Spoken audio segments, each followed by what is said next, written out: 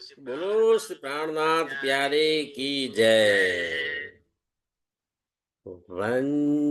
वंदो सतगुरु चरण को, करुदनि प्रेम प्रणाम। अशुभ हरण मंगल करण धणी देव चंद्र जी नाम। श्री प्राणनाथ निज मूलपति, श्री महराज सुनाम। तेज कुंवर श्यामा जुगल को, पल पल करो प्रणाम। धनी जी मारा पल पल करो प्रणाम। बोलो श्री प्राणनाथ प्यारे की जय। चर्चा प्रारंभ होत है, सुनो साथ चित दई। भजो राज श्यामा श्री प्राणनाथ, सखी जीवन हमारो श्री महामत कहे साथ जी। बया चर्चा का वक्त, अब तुम सुनियो चित दे। लागे आए बैठे इन तखते, लागे आए बैठे इन तखते। बोलो श्री प्राणनाथ प्यारे की जय। पूर्ण ब्रह्म सच्चिदानंद स्वरूप ધામ ધણી અક્ષરાતીત પરમાત્માની અસીમ કૃપાથી, સદગુરુ મહારાજના અપાર આશીર્વાદથી આપણે શ્રી વિતક સાહેબની અંદર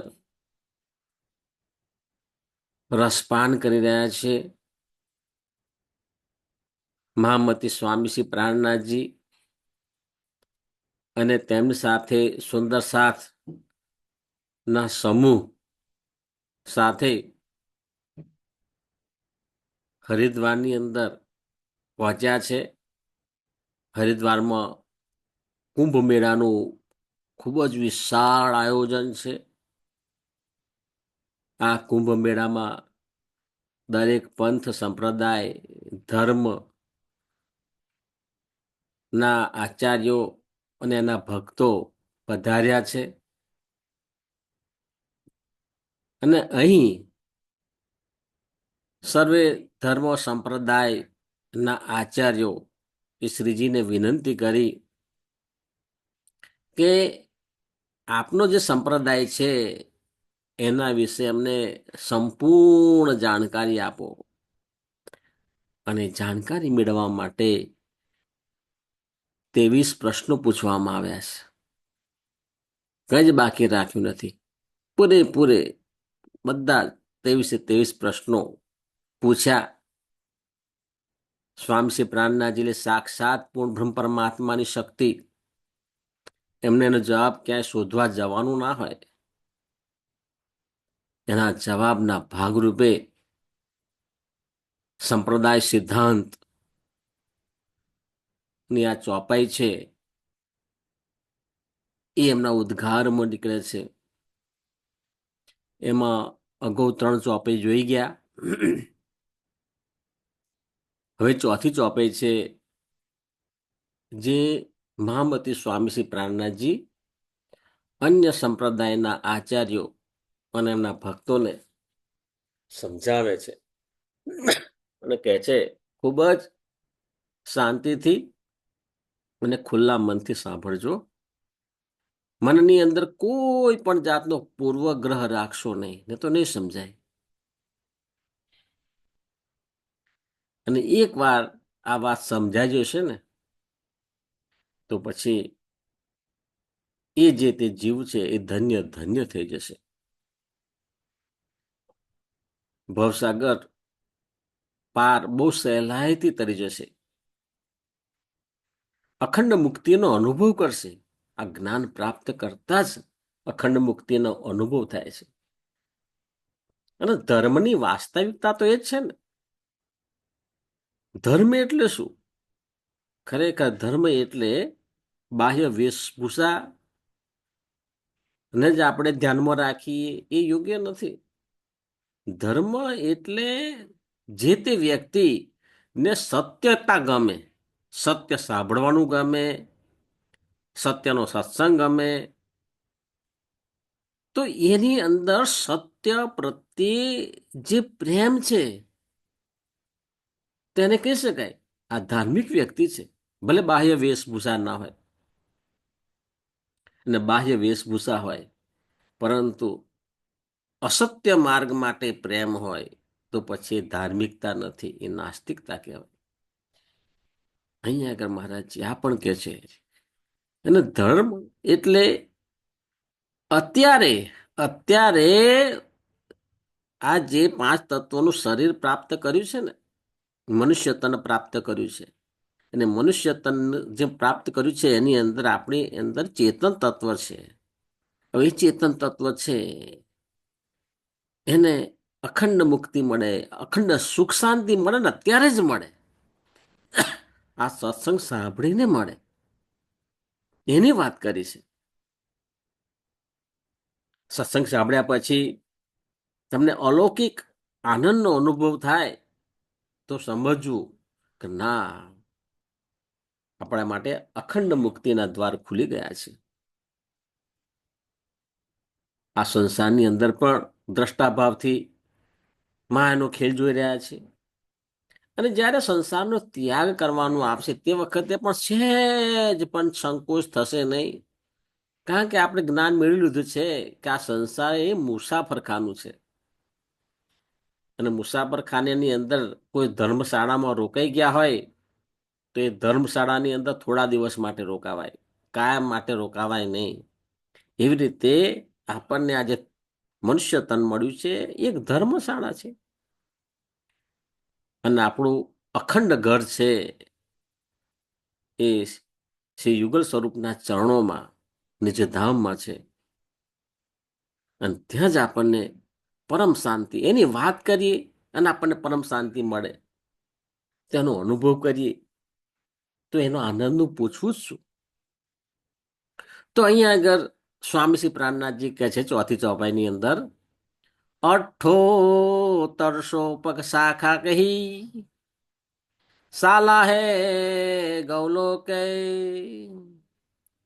सदगुरु चरण क्षेत्र है जहां जाए सब शोक. જો આજે સમજીશું 108 એટલે શું, શ્રી 108 શ્રી કહીએ છે ને. હવે એ 108 નું શું મતલબ છે? તો સ્વામીજી પ્રાણનાથજી કહે છે કે 108 સીડી એટલે કે 108 પક્ષ પાર કરીને મૂલ મિલાવામાં જઈ શકાય છે, અને મૂલ મિલાવામાં યુગલ સ્વરૂપના દર્શન કરી શકાય છે. હવે 108 ની ગણતરી કઈ રીતે કરવાની? તો કે છે અહીંયા આગળ શરૂઆતના 81 પક્ષ છે એ વૈકુંઠ સુધી જવાના છે. વૈકુંઠ સુધી જતો જ 81 પક્ષ પૂર્ણ થાય છે. કઈ રીતે? તો શરૂઆત કરે છે કે ભક્તિના પ્રકાર કેટલા? તો 9 પ્રકાર છે, જેને નવધા ભક્તિ કહેવામાં આવે છે.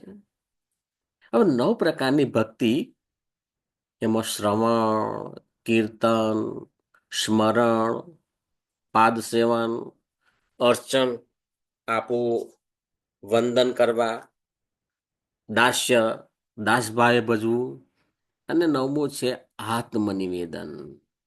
જો હવે આ એકે એક જે છે ને નવધા ભક્તિના એકે એક સોપાન ખરેખર ખૂબ જ મહત્વના છે. કારણ કે ઊંચાઈ પર જવું છે આપણે તો એનો પાયો તો મજબૂત હોવો જોઈએ ને. તો આ પાયાની વાત છે. તો આપણે જે પરમ તત્વને પ્રાપ્ત કરવાની ભક્તિ છે એમાં એક લક્ષણ એ પાયામાં હોવું જરૂરી છે, અને ત્યાર પછી એની આગળ જવાનું છે. તો શ્રવણની વાત કરી છે. પહેલી શ્રવણ એક ભક્તિ છે, જ્યાં સત્સંગ આપણે સાંભળી રહ્યા છીએ, આપણે ભજન કીર્તન કરીએ છીએ, પછી સ્મરણ કરીએ છીએ, યુગલ સ્વરૂપનું ચિંતન કરીએ, પાદ સેવન, બરાબર, ગુરુ મહારાજ છે એમના પાદ સેવન કરીએ, એ નમ્રતાનો ભાવ શીખે છે, સમર્પણનો ભાવ શીખે છે, અર્ચન, આપવાની ઈચ્છા, દાન કરવાની ઈચ્છા, વંદન, પૂરા સમર્પિત થઈને આપણે પ્રણામ કરીએ, દાસ્ય ભાવ રાખવાનો છે. એટલે એનાથી દાસ્ય ભાવથી અહંકાર બિલકુલ નાબૂદ થઈ જાય છે. અને આ 8 સોપાન પછી આવે છે આત્મનિવેદન, આત્મ તત્વ સુધી પહોંચવું. તો આ જે નવધા ભક્તિ છે, એ નવધા ભક્તિ થી વૈકુંઠ સુધી પહોંચી શકાય છે. હવે એમાં નવધા ભક્તિ છે તો દરેક જે પ્રકારની ભક્તિ છે એમાં 3 ગુણ છે: રજોગુણ, તમોગુણ અને સતોગુણ. એટલે દરેકને 3 સાથે ગુણીએ તો 9 તરી 27. 27 પક્ષ થયા, બરાબર. કરી શકાય ને? આ શ્રવણ એની સાથે 3 ગુણ, કીર્તન એની સાથે 3 ગુણ, સ્મરણ એની સાથે 3 ગુણ, તો 9 તરી 27 પક્ષ થયા. હવે કે છે ભક્તિ કરવાના ભાવના પ્રકાર કેટલા? એ પણ 3 પ્રકાર છે: પૃષ્ઠ ભાવ, બીજા નંબરમાં મર્યાદા ભાવ, ત્રીજા નંબરમાં પ્રવાહ ભાવ. તો આમાં શ્રેષ્ઠ ભાવ કયો? પૃષ્ઠ ભાવ. પુષ્ટિ માર્ગ પણ કહેવામાં આવે છે. એની અંદર અનન્યતાનો ભાવ રહેલો છે, પૃષ્ઠ ભાવ. ત્યાર પછી મર્યાદા ભાવ, કે મર્યાદા જે ભક્તિ કરીએ એને પણ મર્યાદાનું પ્રાધાન્ય આપવામાં આવે છે. અને ત્રીજું પ્રવાહ ભાવ, કે એમાં કોઈ બંધન, નીતિ, નિયમ લાગુ પડતા નથી. તો મોટો માસ છે ને ભક્તિનો, એ પ્રવાહ ભાવની અંદર આ રહેલો છે, મોટે ભાગે પ્રવાહ ભાવ. તો આ ભક્તિની અંદર પણ પ્રવાહમાંથી મર્યાદા ભાવમાં જવું અને મર્યાદા ભાવમાંથી પૃષ્ઠ ભાવમાં જવું, એ પણ એક મોટી સફળતા છે. તો દરેકની અંદર આ 3 ભાવ હોય છે. તો 27 પક્ષ તો થયા, એને 3 થી ગુણીએ તો 27 તરી 81. આ 81મો પક્ષ પાર કરીએ એટલે 14 લોકના બ્રહ્માંડની અંદર જે સતલોક કહીએ છીએ, એટલે સતલોકનો આપણે પામી શકાય. સતલોક એટલે વૈકુંઠ ધામ. વૈકુંઠ ધામ સુધી પહોંચાડે છે 81 પક્ષ પાર કરીએ ત્યારે. હવે 82મો પક્ષ છે એ વલ્લભાચાર્યનો છે. હવે એ આપણે સમજીએ.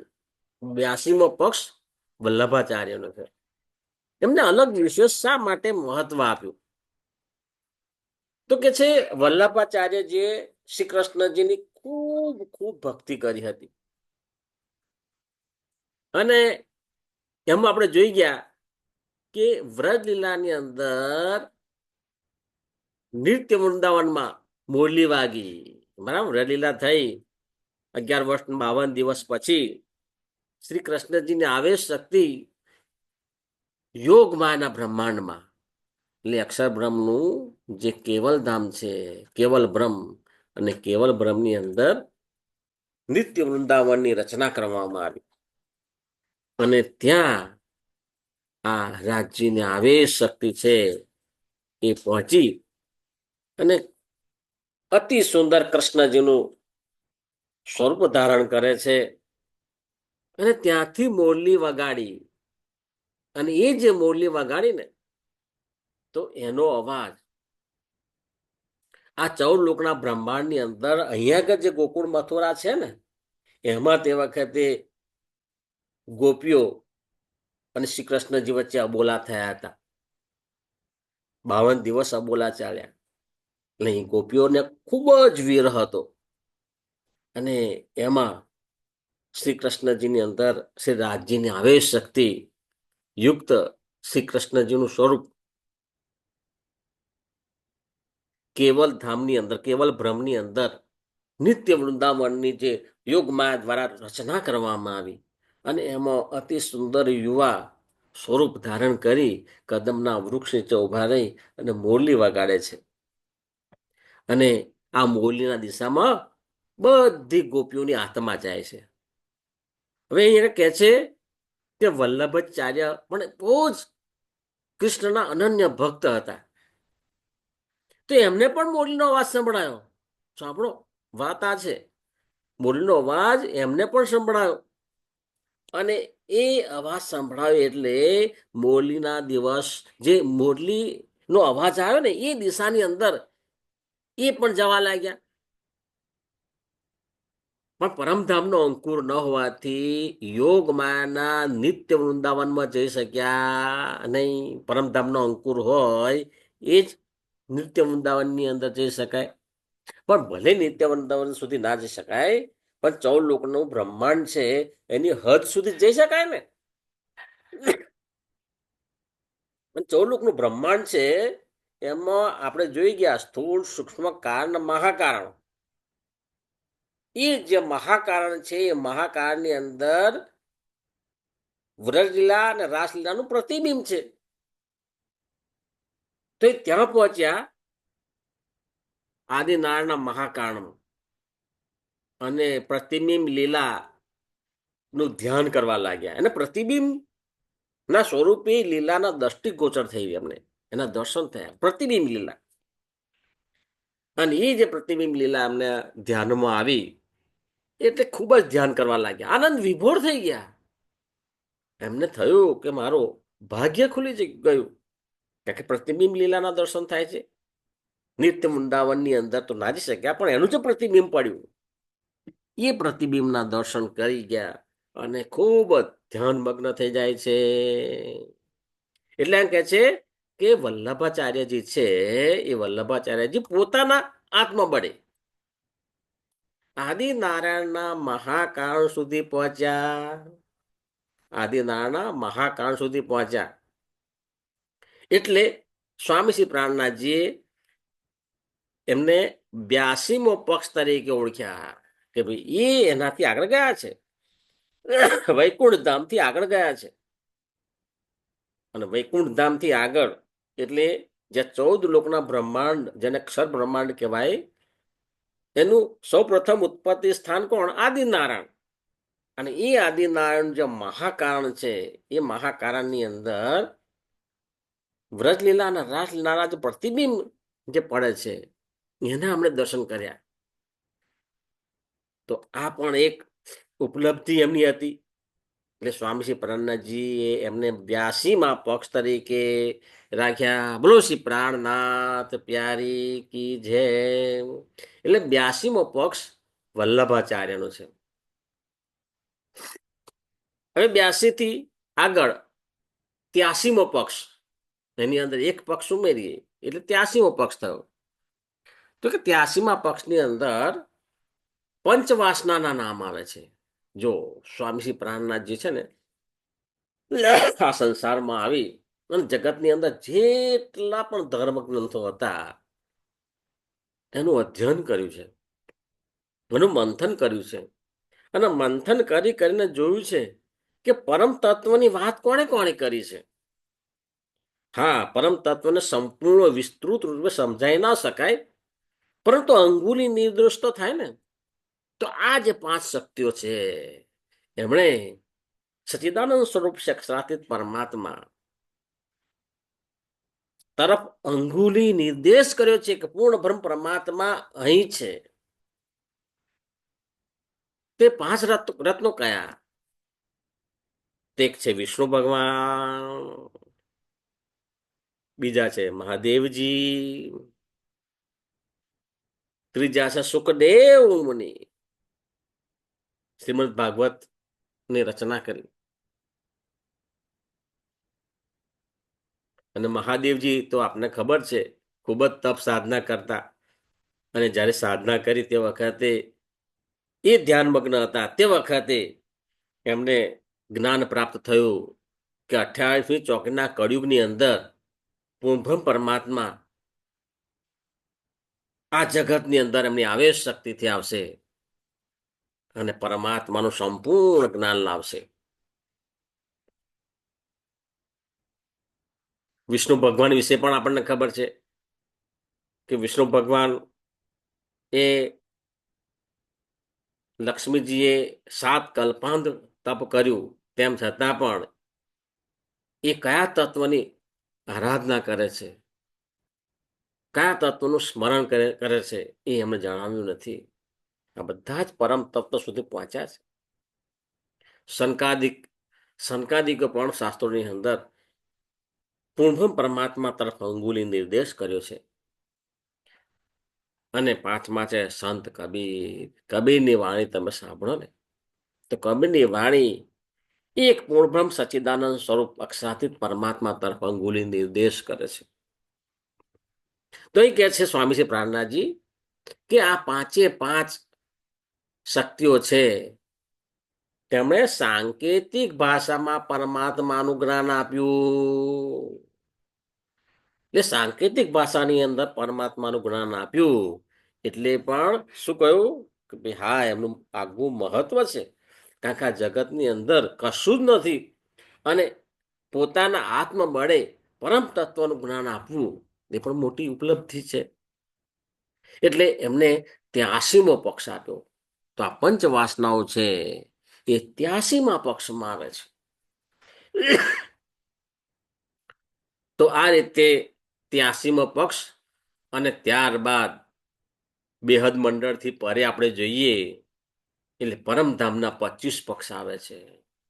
એટલે પરમધામના 25 પક્ષ પસાર કરીએ એટલે રંગમહોલની પ્રથમ ભોગની અંદર મૂલ મિલાવામાં શ્રી યુગલ સ્વરૂપના ચરણના દર્શન થાય છે.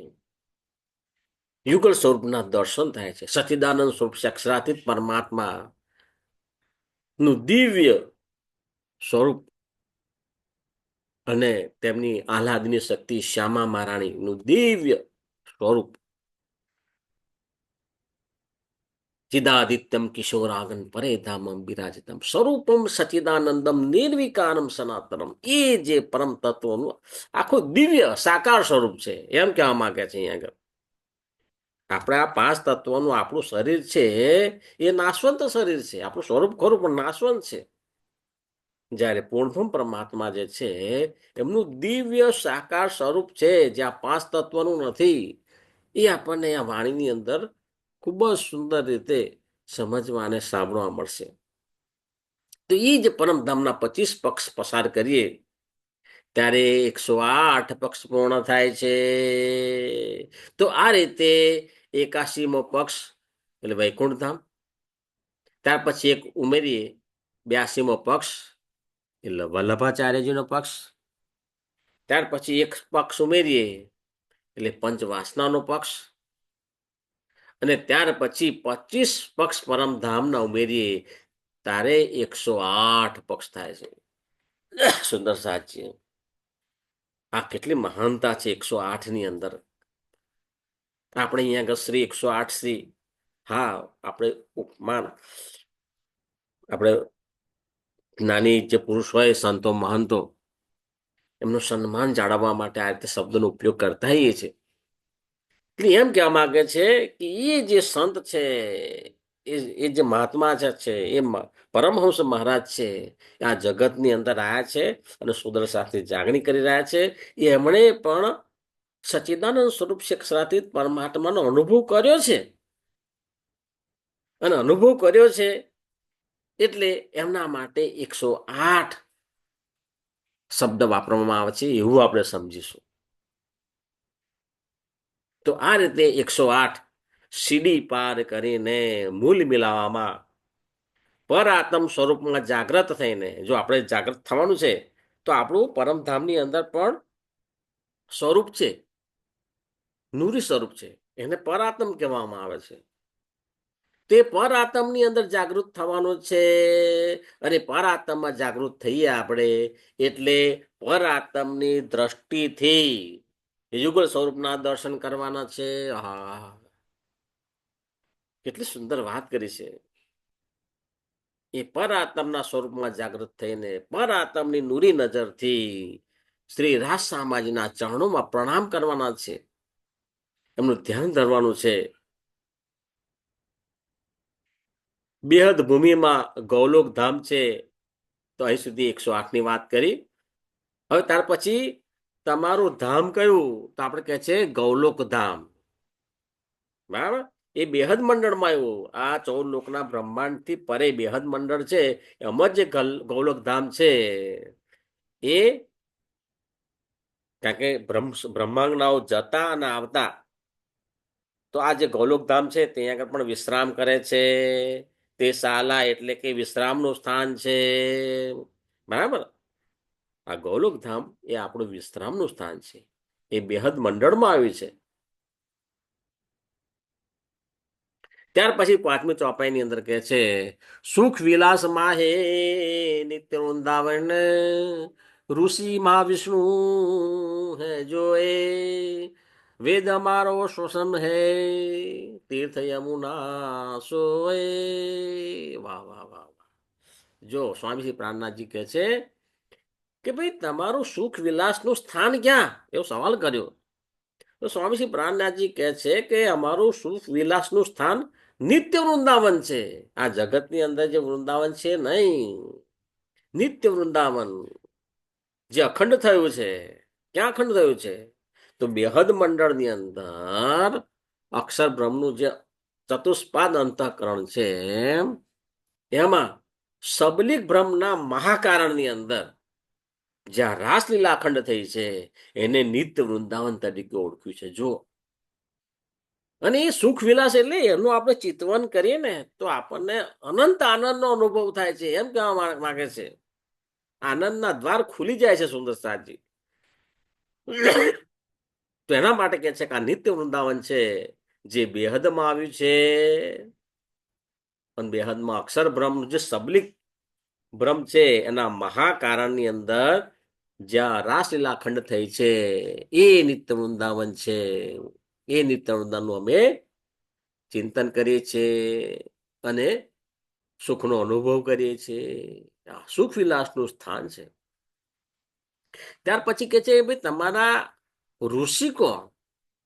તો કે ઋષિ મહાવિષ્ણુ હે જો એ મહાવિષ્ણુ એટલે કે આદિ નારાયણ એ અમારા ઋષિ છે. જો આ 14 લોકનું બ્રહ્માંડ છે એની ઉત્પત્તિ થઈ એમાં સૌ પ્રથમ કોણ ઉત્પન્ન થયું? તો કે આદિ નારાયણ ઉત્પન્ન થયા. આદિ નારાયણ કોણ છે? સચિદાનંદ સ્વરૂપ છે અક્ષરાતીત પરમાત્માના સતંગ સ્વરૂપ અક્ષર બ્રહ્મ અને અક્ષર બ્રહ્મ ના સ્વપ્નના પુરુષ એટલે છે મહાવિષ્ણુ, જેને આદિનારાયણ કહીએ છીએ. અને એ અમારા ઋષિ છે કારણ કે એમના મારફતે આ જગતની અંદર જ્ઞાન આવે છે. એમણે આ સૃષ્ટિ બનાવી છે અને એમની જે બનાવેલી સૃષ્ટિ છે એને બ્રહ્માંગનાઓ આવી છે અને આ દ્રષ્ટા રૂપે એમાં આનો ખેલ જોઈ રહી છે. તો એ ઋષિ કોણ? મહાવિષ્ણુ એટલે કે આદિનારાયણ એ આપણા ઋષિ છે. ત્યાર પછી કે વેદ અમારો શ્વસન હે. તો વેદ તો 4 છે આપણને ખબર છે, 4 વેદ છે. પરંતુ 5મો વેદ કયો? તો સુંદર સાહેબજી 5મો વેદ એ જ આપણી શ્રીમુખવાણી જેને કહીએ છીએ, જેને સ્વરૂપ સાહેબ કહીએ છીએ, જેને તારતમ વાણી કહેવામાં આવે છે, જેને કુલજમ સ્વરૂપ કહેવામાં આવે છે. એ જે વાણી છે શ્રીમુખ વાણી એ આપણો શ્વસન વેદ છે. શ્વસન એટલે શું? આત્મવેદ. સ્વ કે સ્વ હું કોણ છું? તો હું આ શરીર નથી પણ એની અંદર રહેલ જે ચેતન તત્વ છે એ હું છું. એ જે ચેતન તત્વ ઉપર જે પરમધામની જે સુરતા છે એ દ્રષ્ટા ભાવથી આ જગતને જોઈ રહી છે એ હું છું. એનું જે જ્ઞાન કરાવે છે એ આ શ્વસન વેદ. આત્મવેદ આત્મ તત્વ સુધી પહોંચાડે અને આત્મ તત્વ સુધી પહોંચીને એના મારફત દ્વારા પરમધામની અંદર જે પરાત્મ છે એમ જ જાગ્રત થાય ને એમ જ જાગ્રત થઈ અને પરમધામમાં યુગલ સ્વરૂપના દર્શન કરવા એનું પરમ ચરમ લક્ષ્ય છે. તો આ શ્રીમુખ વાણી છે એને સોસમ વેદ કહેવામાં આવે છે, એને આત્મવેદ પણ કહેવામાં આવે છે. ત્યાર પછી વાત કરે છે તીર્થ જમુના સોએ, ભાઈ તમારું તીર્થ કયું? તો કે છે યમુનાજી એ અમારું તીર્થ છે. પણ અહીંયા આગળ મહારાજજી કહે છે કે આ અખંડ યમુનાજીની વાત કરી છે. આ જગતની અંદર જે ગંગા જમના કહીએ છીએ, આ સંસારની જે નદી છે એના તીર્થની વાત કરી નથી. કારણ કે આ જે તીર્થની વાત કરે તો 14 લોકના બ્રહ્માંડની અંદર મૃત્યુ લોક જે છે તો નાશવંત ભૂમિ છે અને આપણે તો અખંડની વાત કરીએ છીએ. તો જ્યારે અખંડની વાત કરતા હોઈએ તે વખતે જે પરમધામની અંદર જે જમુનાજી છે પુખરાજ પહાડથી નીકળી અને વહન પામી હોજ કોશક તાલની અંદર નો સમાવેશ થાય છે. એ જે જમુનાજી છે એ જમુનાજી એ અમારું તીર્થ છે. અને શ્રી ધામધણી શ્રી દેવચંદજી મહારાજ ની આડીકા લીલા આપણે સાંભળી છે અને આડીકા લીલાની અંદર પણ જ્યારે સુંદર સાથે તે વખતે કહ્યું કે પરમધામની અંદર જે જમુનાજી છે એ જમુનાજીનું આટલું સરસ મહત્વ છે, એમણે મને મહત્વ સમજાયું. તો બધાએ વિનંતી કરી કે અમે એનો અનુભવ કરવા માંગીએ છીએ, એનું આચપન કરવા માંગીએ છીએ. તો ધનશ્રી દેવચંદજી મહારાજ એ સુંદર સાથની જે લાગણી છે, વિનંતી છે એને ધ્યાનમાં રાખી અને એ જે ભૂમિ હતી ત્યાં જામનગરની અંદર જ ત્યાં એક આંગળી જમીનની અંદર નાખે છે અને એમાંથી જમુનાજી પ્રગટ થાય છે અને બધા સુંદર સાથ છે એ એનું આચમન કરે છે, ઝીલના કરે છે. અત્યારે પણ એ જમુનાજી છે એના પાણી બહુ જ અમૃતમય છે.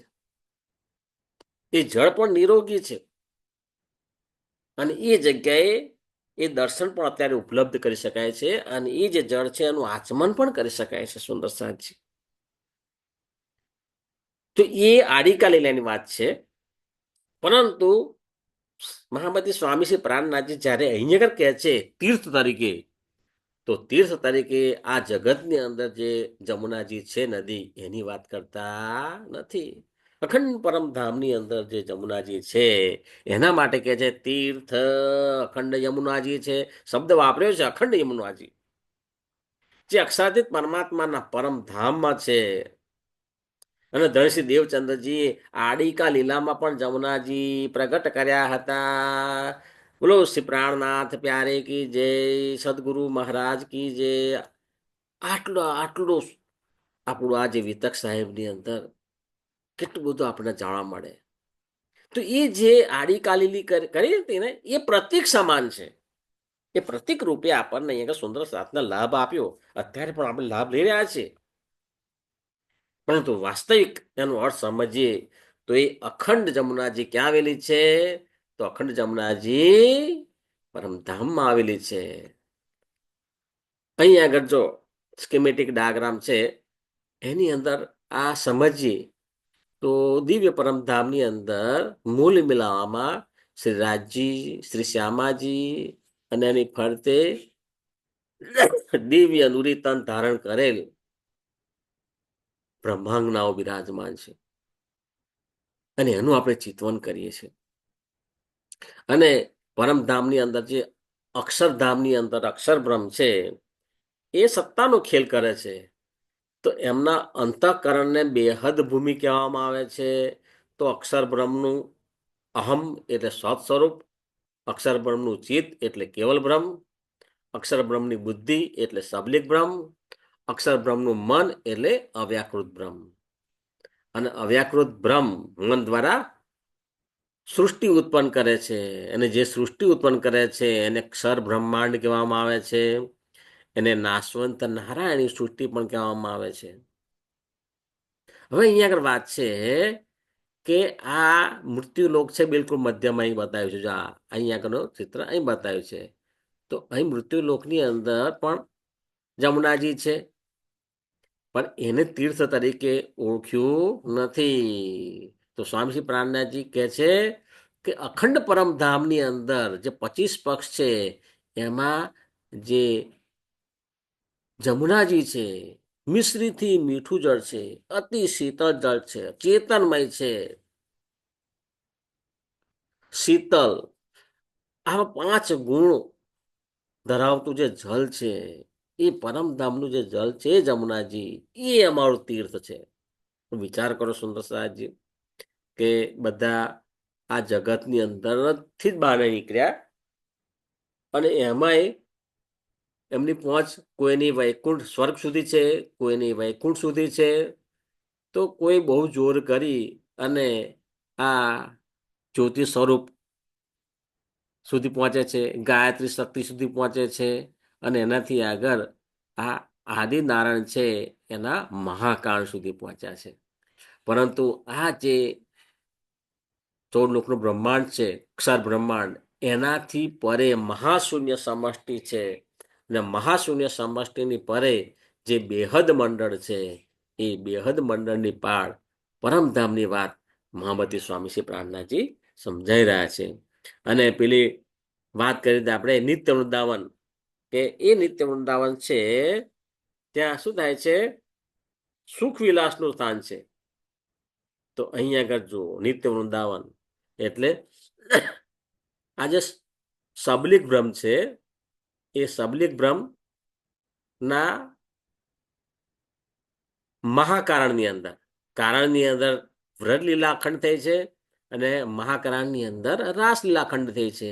તો અખંડ રાસલીલા અત્યારે પણ થઈ રહી છે, અને અત્યારે પણ અહીં આગળ નિત્ય વૃંદાવન જે છે, અખંડ નિત્ય વૃંદાવન, એની અંદર અખંડ રાસલીલા થઈ રહી છે. તો એનું ચિંતન કરી અને અમે આનંદ પ્રાપ્ત કરીએ છીએ. તે સુખ વિલાસનું અમારું સાધન છે. આ સ્વામી શ્રી પ્રાણનાથજી સમજાવે છે. બોલો શ્રી પ્રાણનાથ પ્યારે કી જય, સદગુરુ મહારાજ કી જય, કૃષ્ણ કનૈયા લાલ કી જય. પ્રણામ સુંદર સાજી, સુંદર સાજીના ચરણો અમારા કોટાન કોટી પ્રણામ.